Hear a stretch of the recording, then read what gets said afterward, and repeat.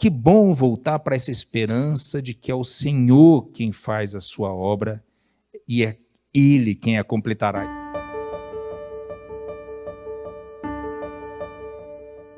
Precisamos sempre de palavra que vem do Senhor, palavra, né, olhar para o Senhor, para a sua palavra, de maneira a reajustar o nosso foco, a nossa visão, a nossa esperança. Aliás, esse é o título da pregação hoje, Esperança Bíblica, né? Nós vamos seguir no livro do profeta Jeremias, já a mensagem de número 30, né, nessa série. Eu acho louvável a paciência, a perseverança de vocês com a série em Jeremias. Estamos juntos, vamos lá, mas que culpa tenho eu se Jeremias escreveu tanto, né?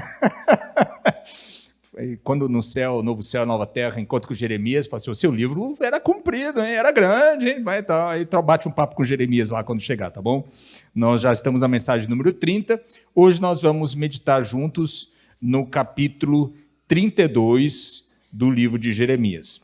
E para a gente, nós vamos ouvir uma parte desse capítulo, no capítulo 32, verso 1 ao 15, verso 1 ao 15, e eu vou pedir a ajuda do Bruno para fazer a leitura aí para a gente. Bruno, por favor.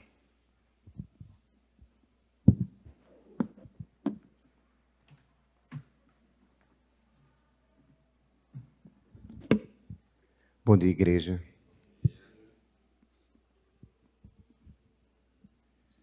Jeremias capítulo 32, dos versos 1 a 15. Jeremias recebeu esta mensagem do Senhor no 10º ano do reinado de Zedequias, rei de Judá.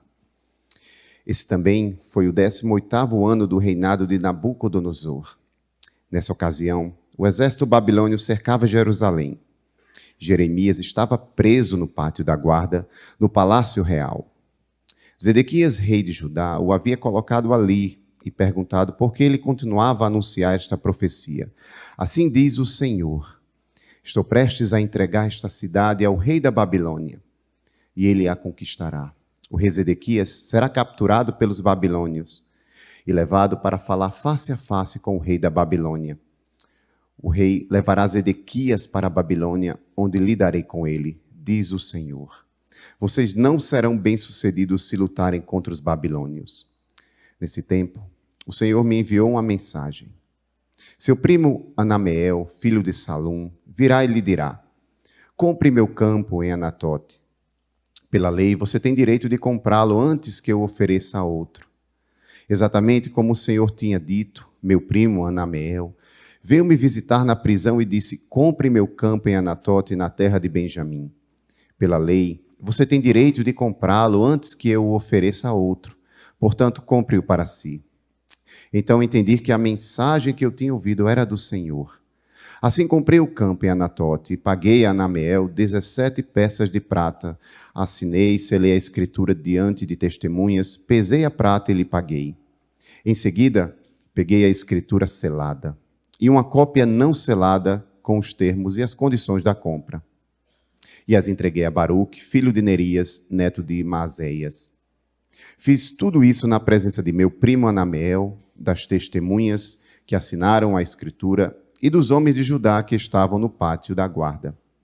Então, na presença deles, disse a Baruque: assim diz o Senhor dos Exércitos, o Deus de Israel: pegue a escritura selada e a cópia não selada, e coloque-as num vaso de barro, a fim de conservá-las por muito tempo. Pois assim diz o Senhor dos Exércitos, o Deus de Israel: algum dia as pessoas voltarão a ter propriedades nesta terra, e comprarão e venderão casas, vinhedos e campos.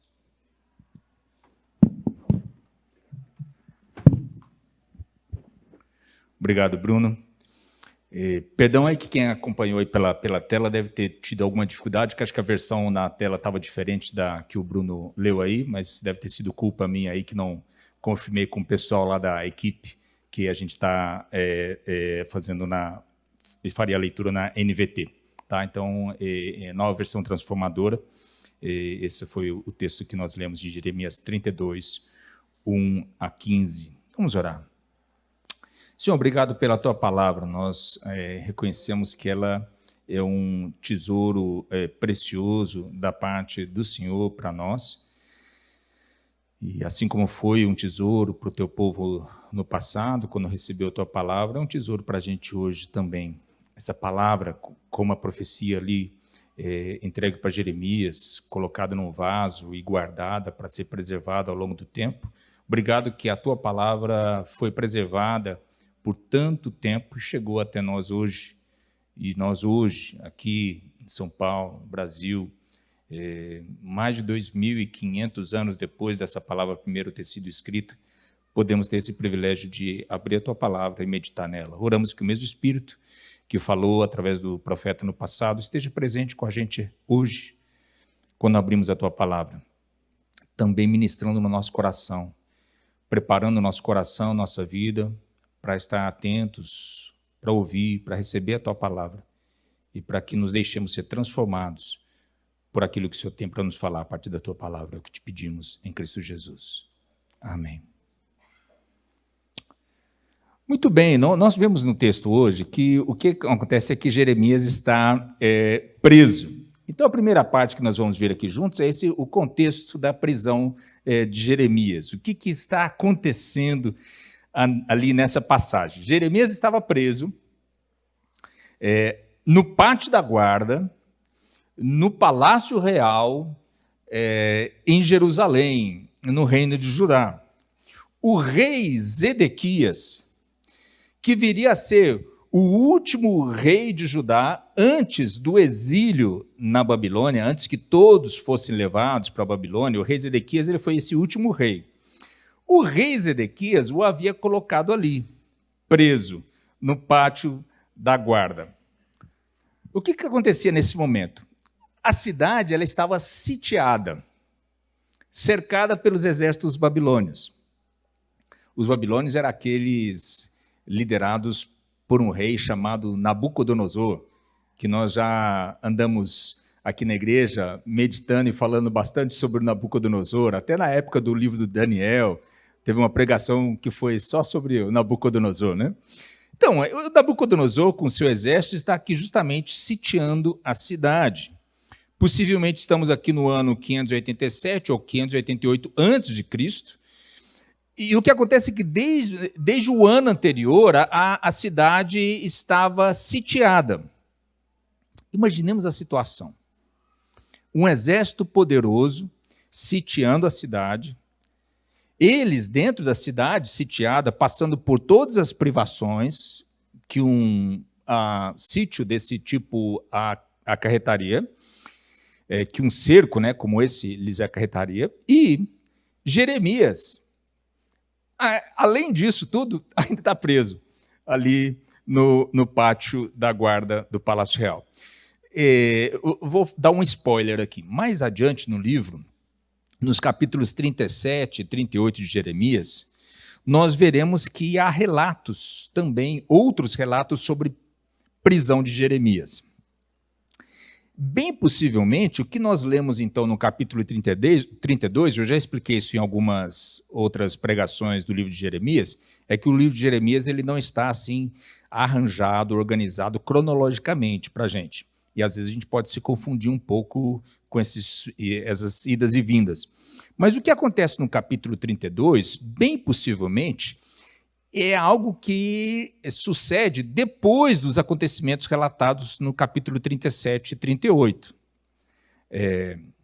Nós vamos ver esses detalhes mais adiante, não dá para ficar dando tanto spoiler assim, né? Mas eu adianto algo agora. Claro que sempre é possível que, nesses vários relatos, o que o livro esteja falando seja, assim, várias vezes em que Jeremias foi preso. Assim, né? A gente sabe que era uma realidade bem comum com aqueles que tentavam ser fiéis à palavra de Deus, seja no passado, como nos relatos de profetas do Antigo Testamento, seja, por exemplo, quando a gente lê o Novo Testamento, a vida de Paulo, né? Aí sempre fica assim, né? Paulo preso, não sei o quê, preso, aí o pessoal fala, mas qual que dessas vezes que ele está preso? Porque ele foi preso em Cesareia, foi preso em Roma, foi preso em Éfeso, quer dizer, várias vezes aqueles que tentam ser fiéis ao Senhor, sabemos que às vezes acontece isso de experimentar prisões e por diferentes razões e repetidas vezes. Jeremias aqui, nós vamos ver ao longo do livro, que ele é acusado de traição, porque ele dizia que deveriam se render aos babilônios, aliás, né, já que eu estou dando spoiler, já digo logo, né, no capítulo 37, 38, aparece que porque ele quer sair da cidade para ir ver o campo que ele tinha direito para comprar, e fala assim, como assim você vai sair da cidade? Se a cidade está sitiada, quem está lá é o exército inimigo. O que você quer ir fazer com o exército inimigo? Acusam ele de traição e o prendem. Em outros momentos da passagem também aparece que o rei o prende porque não queria que essa mensagem fosse anunciada.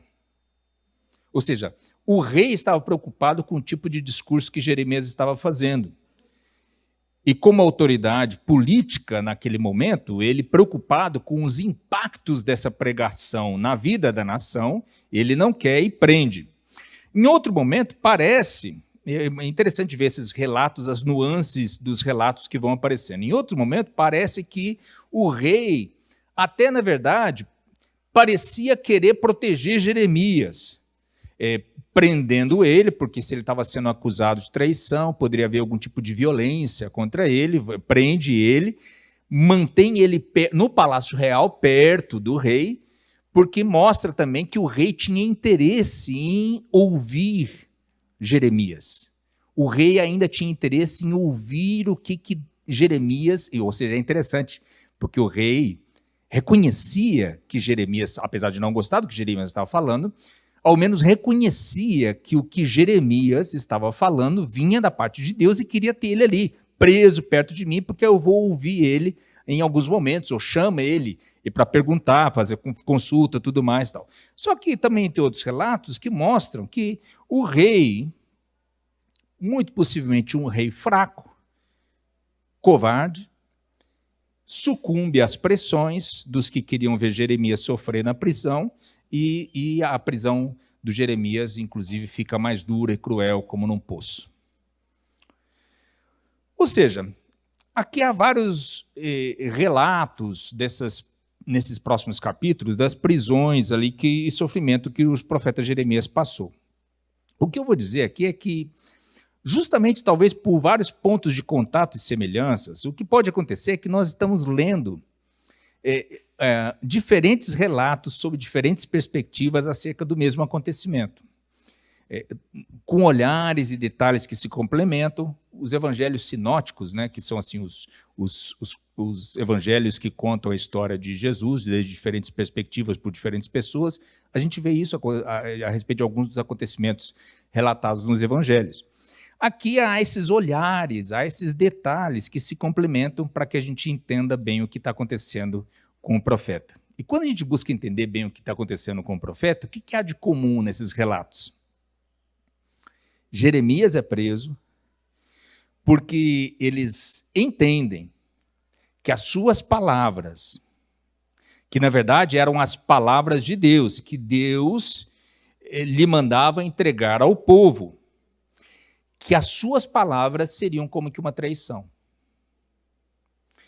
Que Jeremias aqui estava como que se bandeando para o lado inimigo.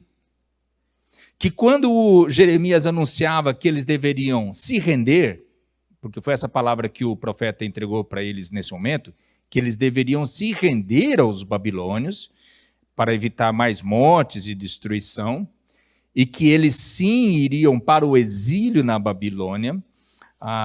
Isso então era visto ou entendido pelo rei, pelo exército e pelas autoridades religiosas da época como as palavras de alguém que, na verdade, se associava com o inimigo.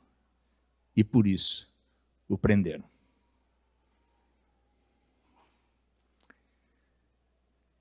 Eu sei que essa coisa assim é muito, para quem prega a palavra de Deus, é um negócio muito perigoso e sutil, né? A gente procurar aplicações ou se identificar com personagens bíblicos, tá? É muito sutil, muito perigoso isso.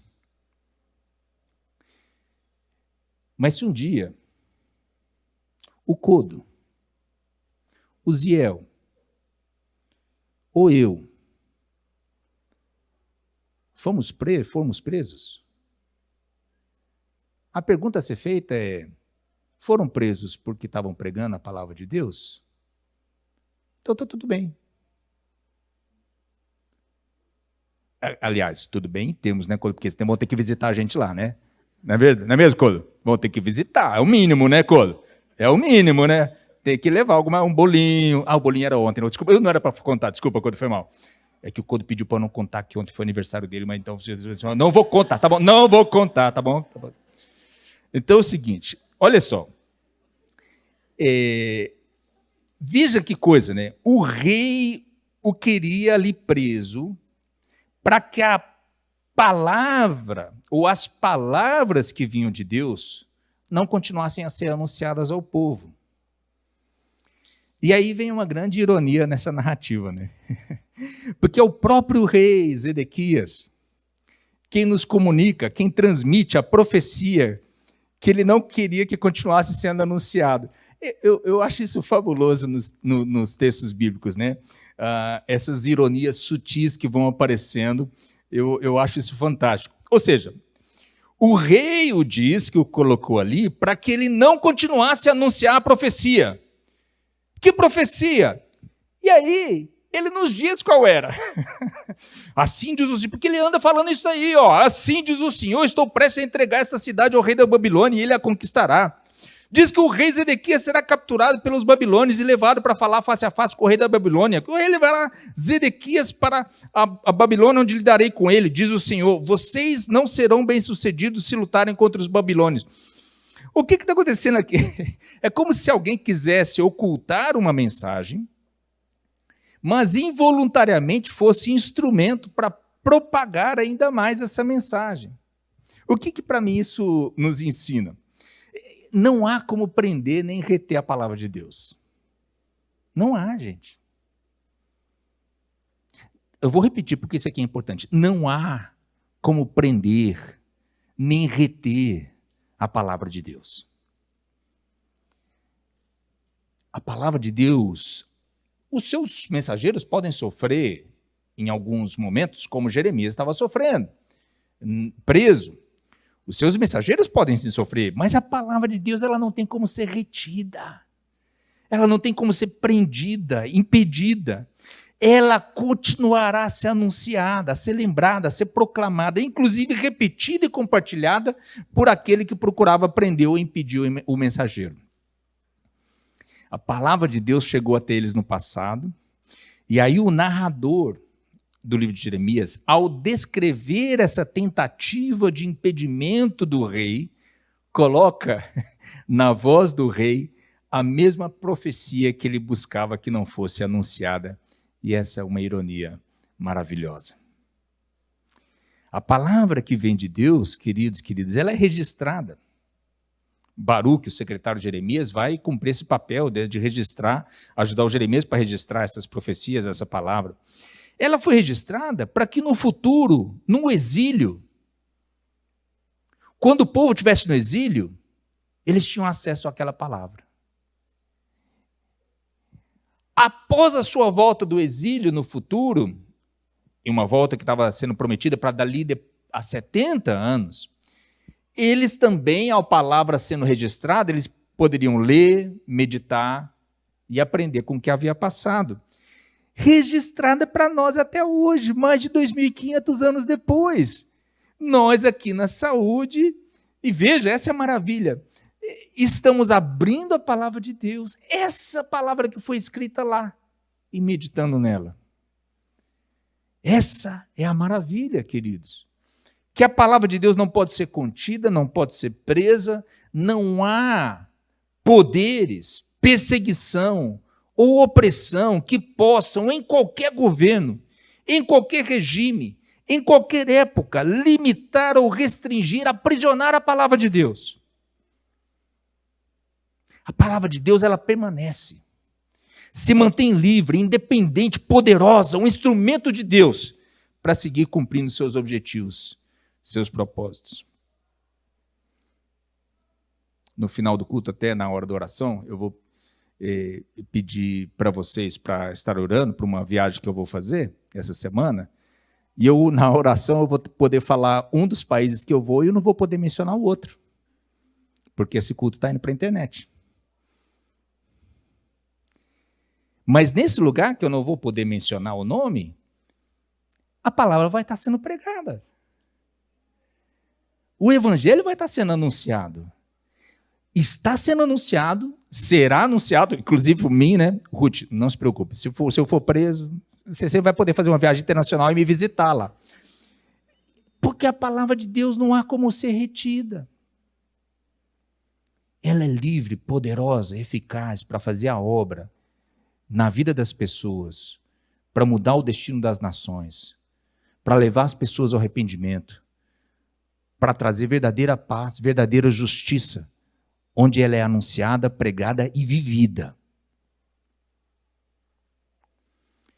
A esperança bíblica, aqui nós vemos então que essa palavra, um dos efeitos dessa palavra é que ela nos alimenta nessa esperança bíblica. E qual que é a natureza dessa esperança bíblica? E eu queria dizer para vocês o seguinte, queridos e queridas. A esperança bíblica, ela serve sempre para perturbar os que estão acomodados em suas certezas, em suas falsas seguranças, em suas falsas soluções, e também para animar os que estão abatidos ou desiludidos na esperança por dias melhores, porque o Senhor é bom. Eu vou repetir porque isso aqui é importante. Qual que é a natureza da esperança bíblica?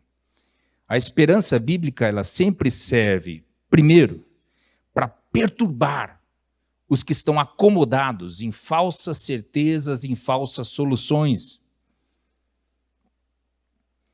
E ela serve também para animar os que estão desiludidos, abatidos, porque ela alimenta a esperança por dias melhores, que ainda virão.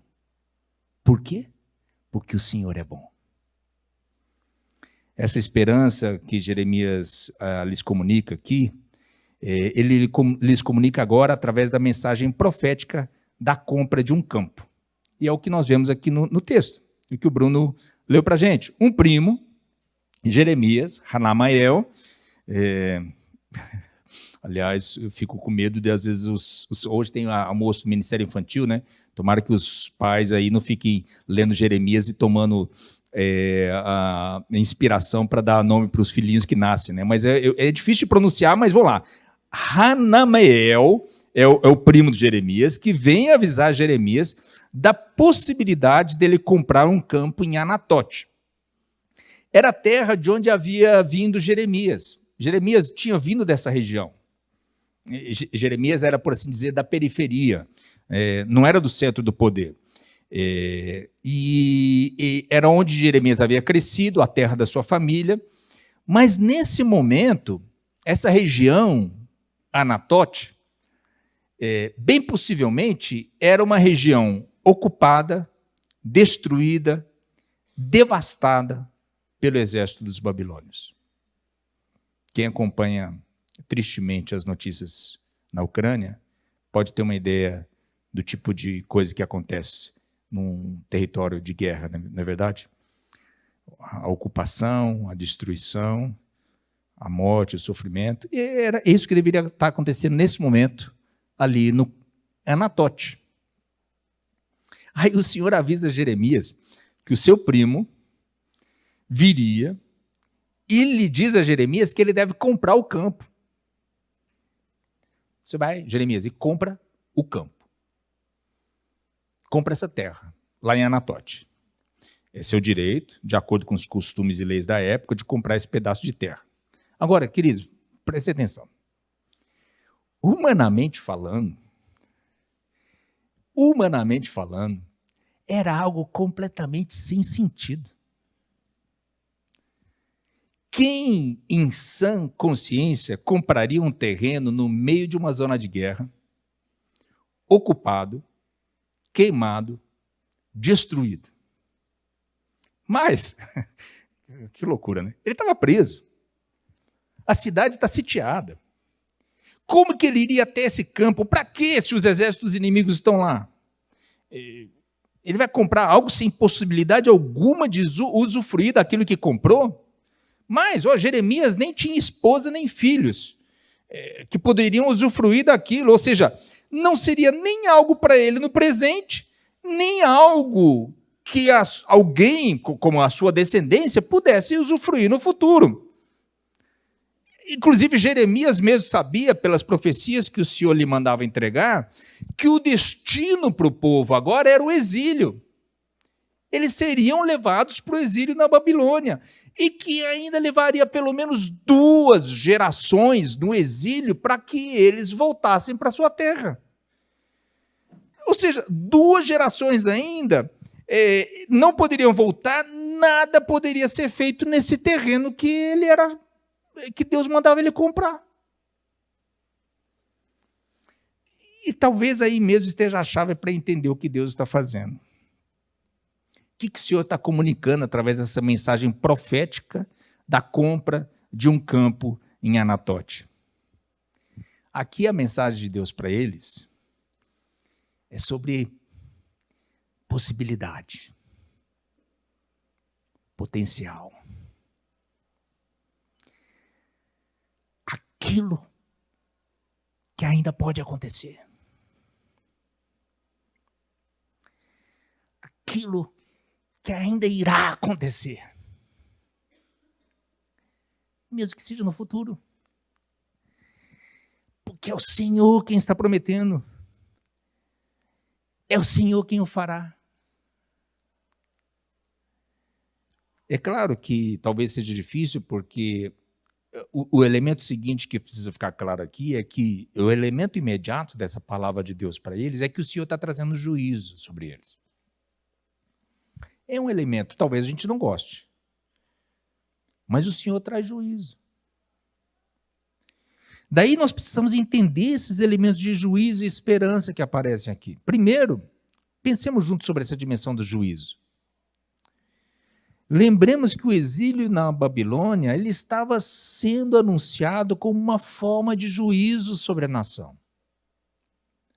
Na oração que Jeremias faz, logo na sequência, na segunda parte do capítulo, aparecem esses elementos. Primeiro, que o Senhor tem os seus padrões de justiça, de retidão, e que o Senhor sim nos julga por esses seus critérios. No capítulo 32, verso 19, aparece: vês, Jeremias dizendo do Senhor na oração, vês a conduta de todos e lhes dás o que merecem. Na oração fica claro, pela repetição, como em todo o livro antes, em tantas mensagens entregues pelo profeta, que eles mesmos haviam provocado esse juízo.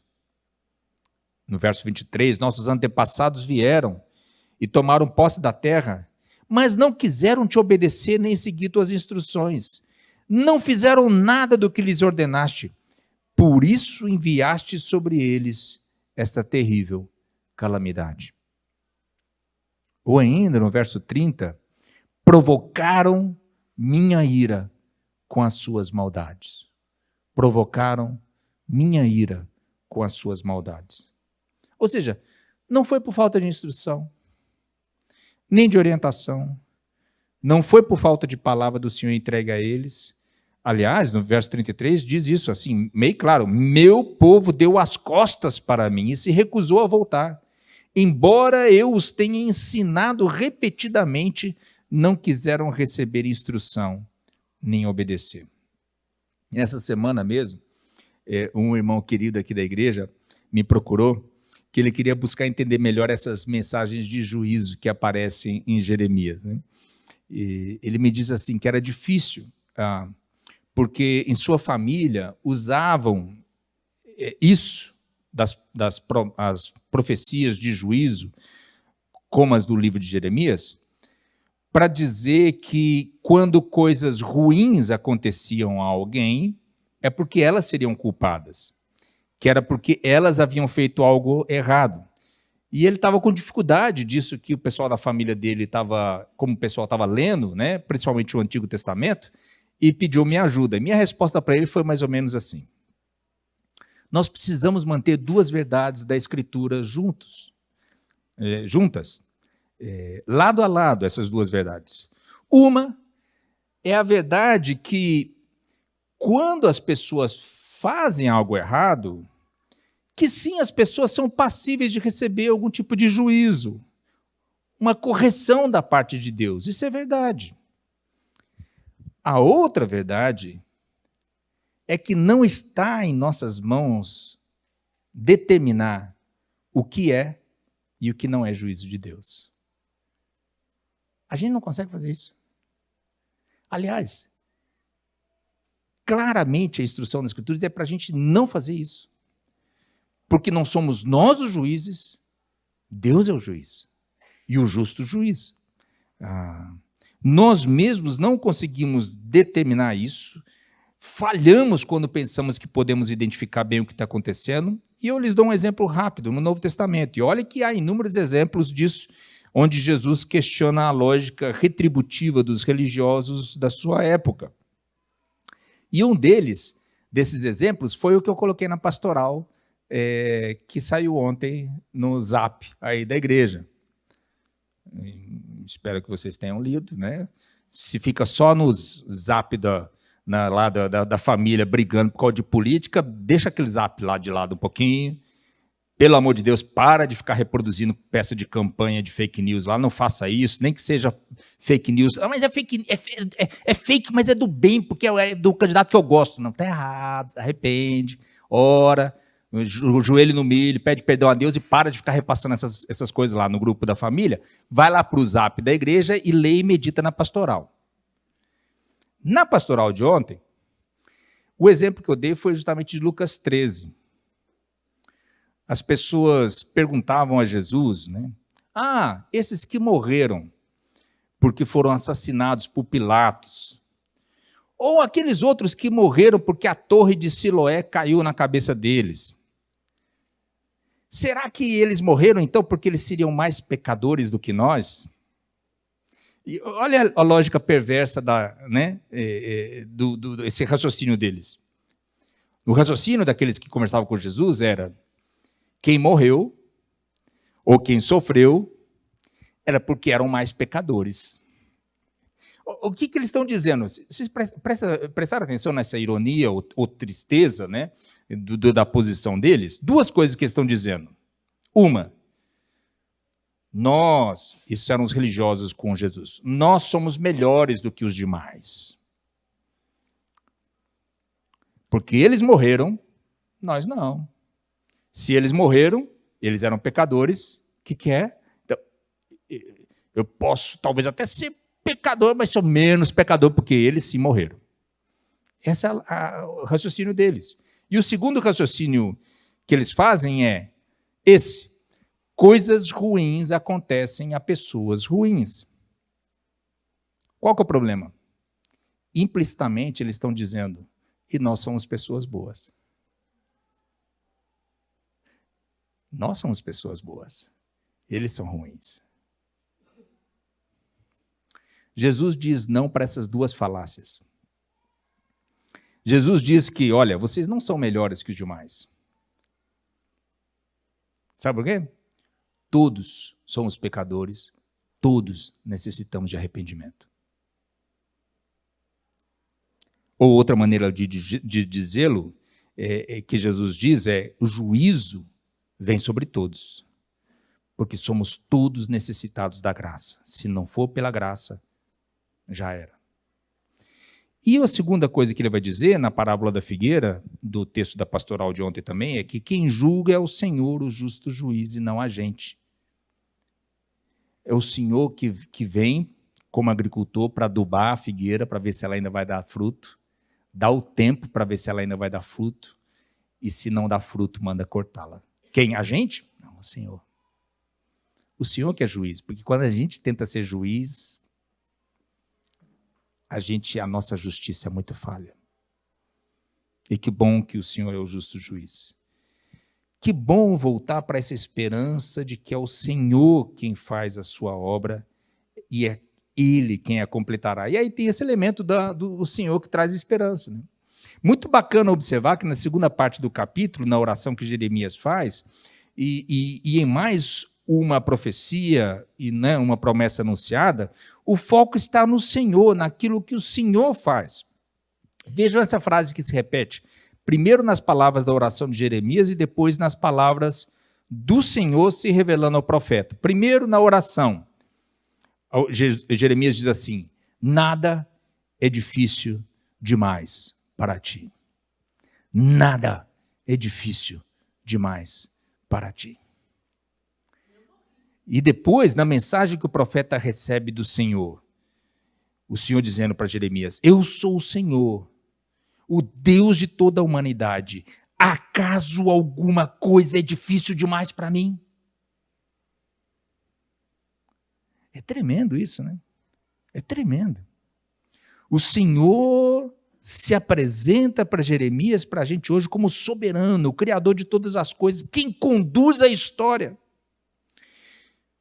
É como se Deus estivesse perguntando, por acaso eu não poderia trazer juízo sobre o povo se eu quisesse? Por acaso eu não poderia também trazer promessa de redenção, de restauração, mesmo no meio da tragédia que estão vivendo e mesmo na perspectiva iminente do exílio que vocês vão viver e vão passar, eu não posso anunciar promessa de esperança, de redenção? E eles ouvindo, sim, como que a gente vai dizer que alguma coisa é difícil demais para o Senhor? Seja no juízo, seja na sua promessa de esperança, de redenção, de restauração. O Senhor não pode? Claro que Ele pode. Se o Senhor quiser usar Nabucodonosor, o rei babilônio, ímpio, para lhes ensinar uma lição, Ele pode? Claro que pode. Ah, mas então quer dizer, você está querendo dizer que ele pode querer usar os babilônios para levar eles para o exílio e lhes ensinarem algo? Pode também. E nós nos lembramos que lá no exílio eles são chamados, inclusive, a buscar o bem dos seus inimigos, a buscar o bem dos babilônios, a buscar o seu shalom, a sua paz, porque no shalom e na paz dos babilônios, eles também encontrariam paz, bem-estar, prosperidade. Esses são, se vocês pegam a Bíblia, as Bíblias em português, são essas várias palavras que vão aparecer lá, né? Bem-estar, paz, prosperidade, são todas as tentativas em português de tentar traduzir essa palavra hebraica shalom. Shalom. Busquem o shalom da terra onde eu os enviei. Porque se essa terra, mesmo que seja a terra dos inimigos, se você busca o shalom dos seus inimigos, vocês também vão experimentar e ter o shalom.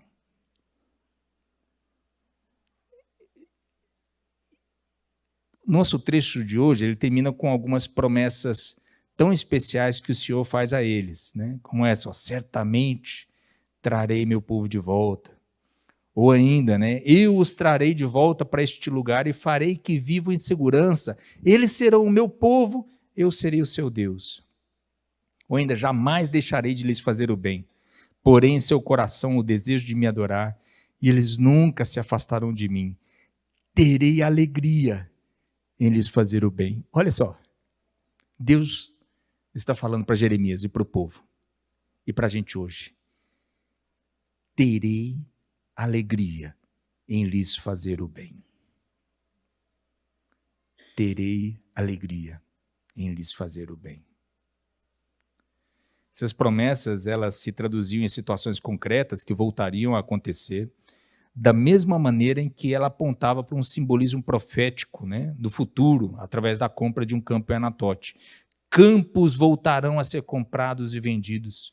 Escrituras serão assinadas na terra de Benjamim, aqui em Jerusalém, na cidade de Judá, na região montanhosa, nas colinas de Judá e no Negueb. Ou seja, olha só, Essa esperança, queridos, queridas, é uma coisa bem concreta. Uma esperança sobre o bem e a paz que eles ainda voltariam a experimentar. Nessa aliança permanente com o Senhor, verso 40, e aí eles podiam confiar, porque o Senhor que diz, um dia eu os restaurarei a sua terra, eu, o Senhor, falei. É por isso que eles podem confiar. No começo do capítulo, nós temos uma pergunta que ela foi levantada pelo rei Zedequias. E a pergunta que o rei Zedequias levantou foi a seguinte: por que você continua a anunciar essa profecia? Por que você continua a anunciar que nós vamos para o exílio? Que nós vamos ser entregues nas mãos dos babilônios? Por quê? Por que você continua a dizer que vão ser derrotados pelos babilônios? E assim, aliás, a pergunta é até meio estranha do rei fazer, né? Como se ele não soubesse a razão, com tantos avisos já antes entregues pelo profeta a respeito da sua injustiça, a sua maldade, o seu descaso com os mais vulneráveis da terra, que não estavam vivendo de acordo com a maneira como que Deus tinha mandado para eles viverem. O Jeremias já tinha entregado, é só ler, né? Meditar. As profecias foram registradas para a gente lembrar, olha, foi avisado. Não sei se Jeremias era daquele profeta chato do tipo, eu te disse, eu avisei. Mas assim, o rei aqui pergunta, por quê? Interessante que ao final da oração de Jeremias, no verso 25, também há outro tipo de porquê, mas talvez um porquê meio implícito, porque ele não aparece explicitamente no texto, que é Jeremias dizendo assim, e no entanto, ó soberano Senhor, ordenaste que eu comprasse o campo e pagasse um bom preço por ele diante dessas testemunhas, embora a cidade esteja prestes a ser entregue aos babilônios. Vocês percebem que Jeremias, nessa oração, ele está assim, né? Não sei se com a entonação, o olhar, com a cara. Ele não precisa nem adicionar. Por quê? Porque está gritando aqui para Deus. Por quê?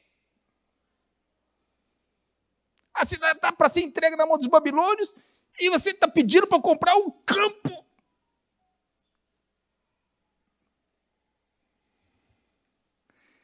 Como que a gente lida com esses dois porquês, com essas duas perguntas? Para a pergunta de Zedequias, sobre o porquê desse juízo, a resposta, que está em todo o livro de Jeremias, é clara. O juízo está vindo por causa do seu pecado, por causa da sua maldade, por causa da sua injustiça. Quem tem ouvidos, ouça. E para a pergunta implícita de Jeremias, sobre o porquê ainda dessa esperança ao comprar o campo, ou seja, por que ainda ter esperança? A pergunta de Jeremias. E a resposta de Deus é, por causa da minha graça. Por causa da minha graça.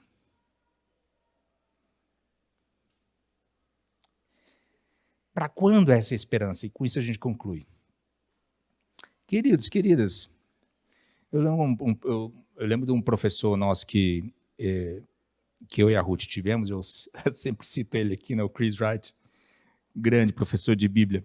Ele ensinando no Antigo Testamento para a gente, e da vida dos profetas, ele falava que normalmente isso de novo acontece em Jeremias. São 3 horizontes que a gente precisa prestar atenção nas profecias. O primeiro horizonte é esse horizonte da realidade histórica.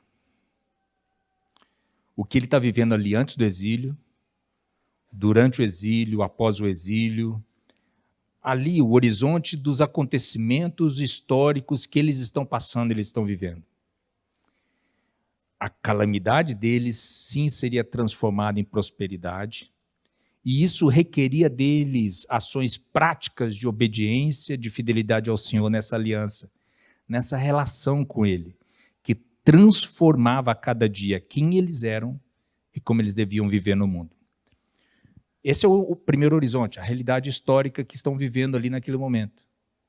O segundo horizonte, que muitas vezes vai aparecer de maneira implícita ou explícita nos profetas, é o horizonte da cruz de Cristo. Eles têm aquela esperança de que algo importante será completado quando vier o Senhor Jesus Cristo.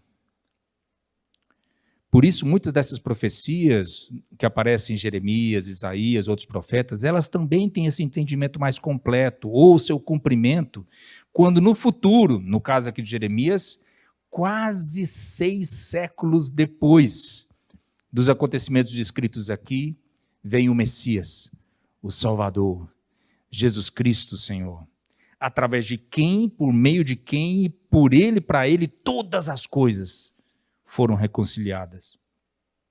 E por causa da obra completada na encarnação de Cristo, ou seja, Deus vindo até nós em Cristo, completada na encarnação, realizada na cruz, seu sacrifício e vitória sobre todo o mal, sobre todo o pecado, consumada na ressurreição, sua vitória final sobre a morte, nos abrindo caminho para que todos nós também vençamos a morte e tenhamos vida plena e verdadeira para todo sempre. Esse é o horizonte importante das profecias que nós nunca devemos perder de vista. E o terceiro horizonte aqui dessas profecias é esse horizonte do cumprimento das promessas no futuro, algo que ainda não experimentamos. O reino de Deus já veio, mas ainda não em sua plenitude. Ainda esperamos por aquilo que o Senhor vai completar na história. E esse horizonte de esperança é um horizonte importante para a gente. Um horizonte da esperança, a consumação final de todas as coisas, o que os cristãos chamam de novo céu e nova terra. E por isso a beleza dessas promessas, que aparecem nesse capítulo 32. Justiça plena, não mais choro, nem dor, nem maldade, nem morte, não vai precisar nem de professor para ensinar, porque já terão a lei no coração de vocês. Serão meu povo, eu serei o seu Deus, viveremos nessa aliança e nesse relacionamento para todos sempre.